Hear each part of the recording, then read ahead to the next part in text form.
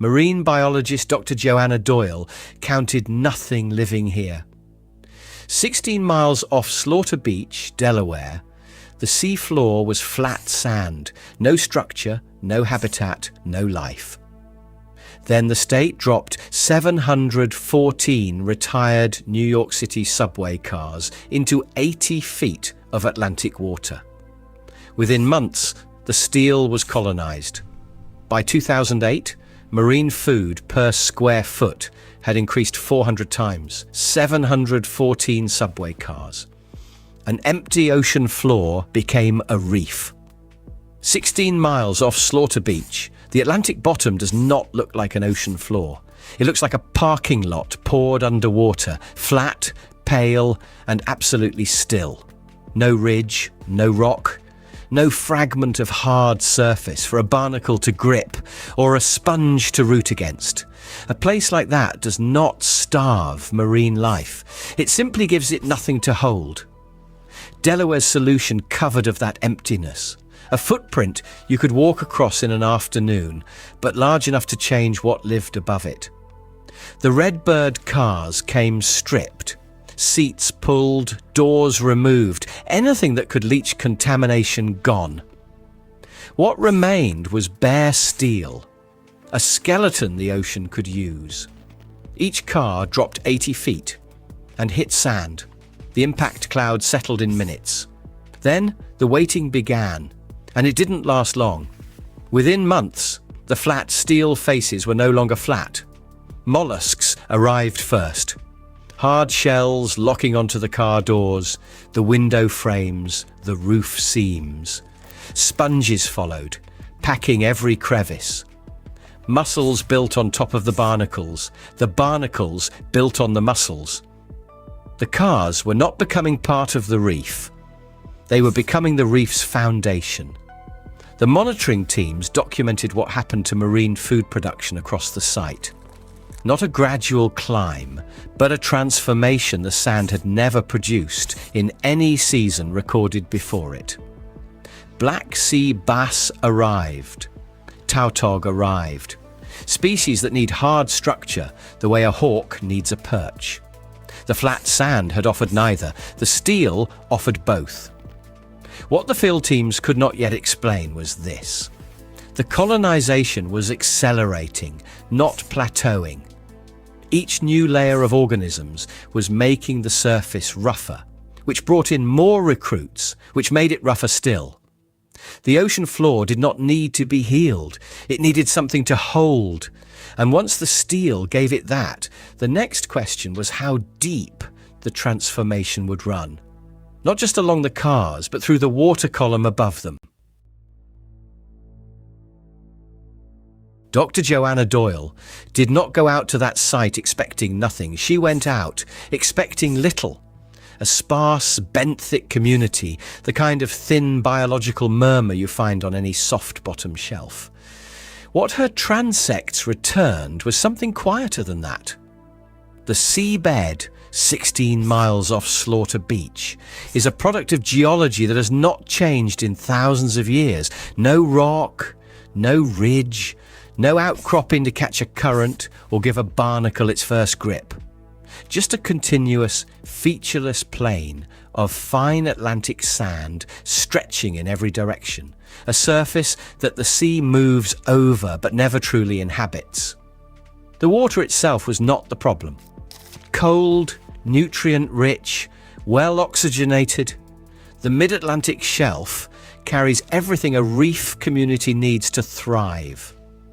The column above that sand was capable of extraordinary biological productivity. The substrate beneath it simply refused to participate. That gap between what the water could support and what the bottom actually held showed up clearly when you mapped the mid-Atlantic coast. Off New Jersey, where rock ledges break the bottom, fish densities over structure ran dramatically higher than anything the open sand could produce. Off Maryland, the same pattern. Along the Virginia shelf, the same story again.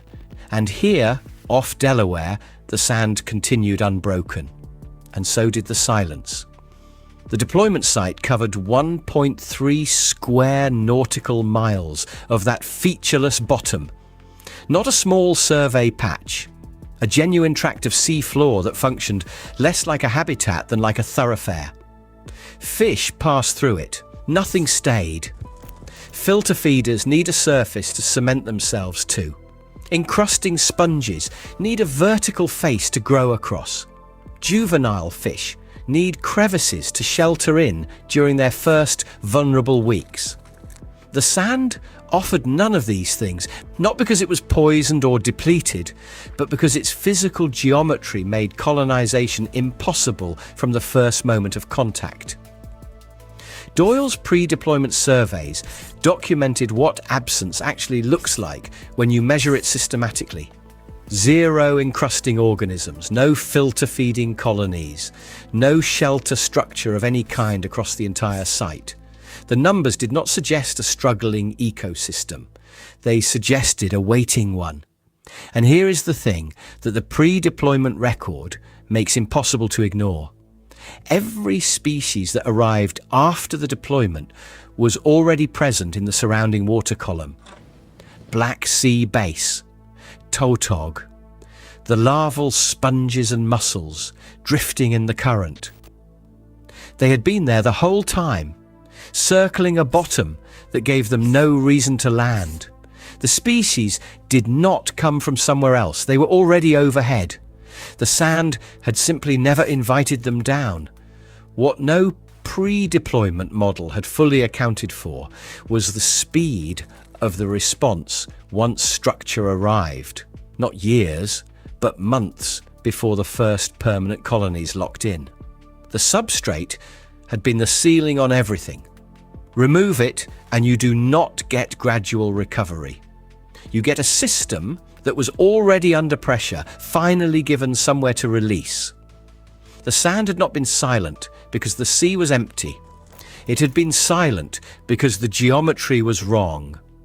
That single fact, structural vacancy, not biological failure, is what the deployment was built to address. And whatever the steel changed in the column above it, it changed first and most completely right at the bottom, where the waiting had always been.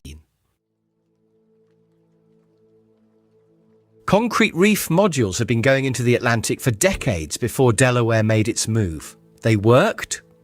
Agencies up and down the coast had documentation showing colonized surfaces, fish counts above baseline, filter feeders anchoring in. The problem was never the material. The problem was the arithmetic of scale. Purpose-poured reef structure costs money to design, money to cast, money to barge out and drop.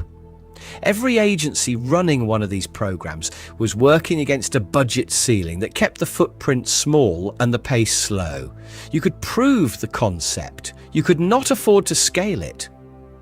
New York City had a different problem entirely. Its Redbird fleet was worn out, and retiring hundreds of rail cars is not a simple disposal. It is a logistics and cost problem of its own. Delaware had open seabed and a program that needed substrate. 2 institutions, 2 liabilities, 1 transaction. The cars arrived pre-stripped, seats out, doors removed, anything that could leach, pulled before the hulls ever touched saltwater. What remained was angular steel, chambers, window openings, floor gratings, overhead bars, surfaces at every orientation. Geometry a poured module cannot replicate. A single car carried more structural complexity than a flat concrete slab of equivalent footprint could offer in any configuration. Interior chambers held still water in surge. Window frames created current shadows. Floor gratings gave invertebrates a horizontal plane at mid-height. The variation in surface angle alone was a feature no budget line had ever paid for. Dr. Joanna Doyle had stood over that featureless seabed and counted nothing. What the Redbird deployment gave her years later was the inverse of that silence. A reef whose surface area existed in 3 dimensions, not 2. The ocean did not need to be coaxed. It needed a surface to grip.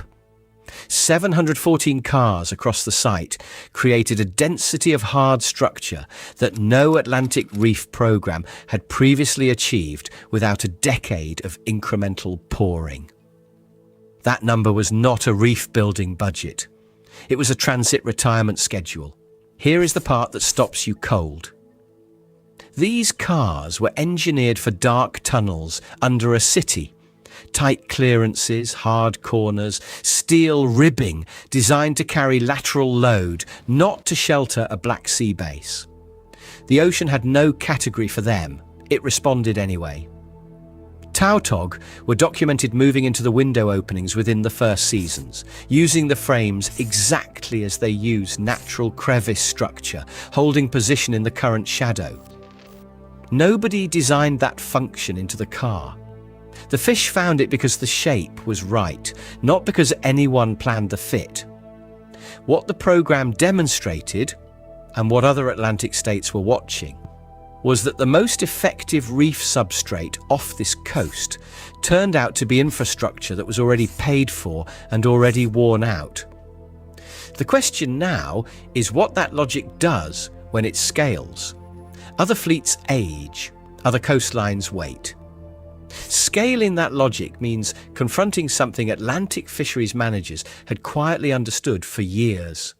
Not every coastline lacking habitat is lacking life. Some are simply lacking a surface to begin. On the moment the first cars touched bottom, that distinction collapsed. Mollusks do not deliberate. Barnacle larvae drift in open water, carrying adhesive proteins, and the instant those proteins contact hard material, they bind. Within months of each deployment, bare metal had become a layered, encrusted skin. Not planned, not seeded, not assisted. Sponges followed into the interior spaces, where current slowed and suspended particles accumulated. A sponge filters continuously, pulling microscopic organic matter from the water column, concentrating it, making it available to everything larger that arrives next. That filtering layer was the engine. Black sea bass and tautog are not open water wanderers. They are hard bottom fish. They find a feature, they hold near it, they feed along its edges. Give them 714 features spread across 1.3 square nautical miles, and they do not leave. Between 2001 and 2008, marine food per square foot across the deployment area increased 400 times over what the open sand had produced, not 40. Not a doubling. The seafloor that Dr. Joanna Doyle had documented as functionally inert had become one of the most productive feeding grounds on the Delaware coast. That number is not a rate of growth. It is a measure of transformation. The difference between a desert and a forest, expressed in protein per unit of seafloor. The sand had not changed. Only what was standing in it had. The biology ran in sequence, because it always runs in sequence. Substrate first, then encrusters, then filter feeders, then the grazers and predators that the filter feeders draw in. No stage waits for permission. Each one creates the condition the next one requires. What was missing, for however long that sand had been empty, was the first step. Here is what the surveys have never fully resolved. The tautog population at the site grew faster than the colonization timeline alone should explain. Juveniles appeared in numbers that suggested recruitment from well outside the immediate area, fish arriving, orienting, and staying at a rate that outpaced what the local breeding population could have produced. The cars themselves supported the sequence at every layer. The exterior hull caught the fast water colonizers. The window recesses sheltered slower flow sponge assemblages. The interior chambers became nursery habitat. The base, where steel met sand, created a transition zone that neither surface alone produces. Other Atlantic states had watched the Delaware deployment run its course. What they were watching was not a conservation project, it was a proof of sequence. That the ocean's colonization engine, given a starting point, runs exactly as it always has. The coastline does not care what the substrate used to be. What no one had yet measured was how the site would age, whether the encrusting layers would stabilize, thicken and compound, or whether the steel beneath them would eventually determine a ceiling the biology could not push past. The planners drew a boundary on a chart and called it the deployment footprint. The ocean did not read the chart. Black sea bass range out from hard structure, sometimes hundreds of yards, to feed across the surrounding soft bottom, then return to the reef to rest. That ranging behaviour meant the reef's predation pressure extended well past its physical edge. Species that had lived undisturbed in the perimeter sediment for generations were suddenly sharing space with concentrated, structure-oriented predators. The soft bottom around the cars was no longer soft bottom habitat. It had become the reef's hunting ground. Tautog held closer to the structure than bass do. They stacked in numbers along the steel flanks, concentrating predation in a tight radius. The cumulative pressure from both species reshaped the ecology of the surrounding seabed in a way no one had modelled before the first car went in. Inside the cars, something else was happening entirely. The interiors, dark, sheltered with slow current, functioned as nursery chambers. Juvenile fish recruiting into those spaces were hidden from the same large predators the reef was pulling in from open water. The outer surface drew the hunters. The interior protected the hunted. No purpose-built reef module had achieved that spatial arrangement at this scale. Engineered concrete structures offer hard surfaces. The subway cars offered rooms. Depth gradients inside a single car created microclimates of flow, light and temperature that a flat concrete block cannot replicate. Dr. Joanna Doyle had documented what that seabed looked like before any of this. Nothing living, nothing holding. What the site became was the structural inverse of everything she recorded. Every layer of complexity the original survey lacked was now stacked inside a decommissioned rail car sitting 80 feet down. The reef was not supplementing the ecosystem around it, it was reorganizing it. The surrounding seabed's species composition, its predator-prey ratios, its nutrient cycling, all of it shifted in response to a fixed point of structure the ocean had not had there before. The trains that once carried millions of New Yorkers underground were now, on the Atlantic floor, carrying an entire ecosystem forward. That is not a metaphor. It is the physical outcome the biology produced. The encrusting layers kept thickening through the years following peak deployment. As those layers matured, the chemical signature of the site, the dissolved compounds, the particulate output, began detectable influence on the water column above it. Something was moving upward through the column that the surface miles overhead had not produced before. What that column influence ultimately reaches, whether it touches the migratory species that move through this stretch of the mid-Atlantic, and over what distance, is still being worked out. The reef has been running longer than any of its original models ran. The steel is aging, the biology above it is not. The surveys record the result, not the cause, but the mechanism is legible in the sequence. Biology does not recover towards something unfamiliar. It recovers toward what it already knew how to be, finding the geometry it lost and filling it again. Dr. Joanna Doyle stood above a flat sand bottom that held nothing. No grip, no shadow, no shelter. What she documented was an absence so complete it had its own weight. The steel gave back the one thing the sand could never supply. Vertical complexity in a horizontal world. What stopped her, and stops you once you follow the numbers, is that the system did not rebuild cautiously. It rebuilt fast, and it rebuilt deep. The water column above the deployment area began carrying chemical signatures that had no source at the water's own surface. Something was moving upward that the open Atlantic had not put there. Structure is not decoration. It is the engine. And when you put the engine back, the system runs. The water off Delaware is colder now than it was when the first car went down. The steel is aging on its own schedule. The biology above it is indifferent to both.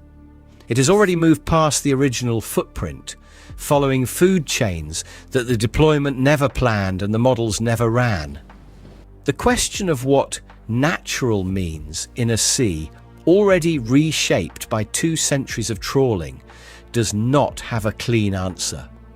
Off Alabama, a decommissioned aircraft carrier, the USS Oriskany, sunk in 2006, became the largest artificial reef in the world.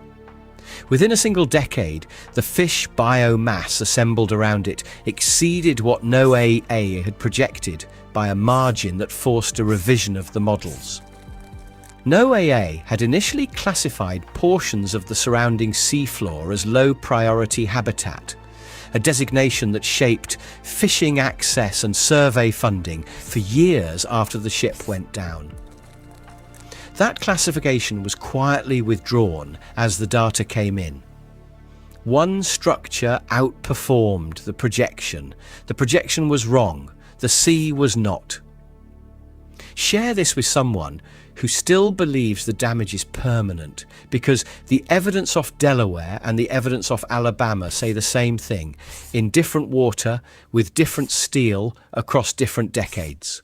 Drop your region in the comments and name one species you have personally watched thin out or disappear from water you used to fish or dive or simply know. And yes or no in the comments. Have you ever seen something come back that you were certain was gone for good? Because if the answer is yes, I want to hear that story.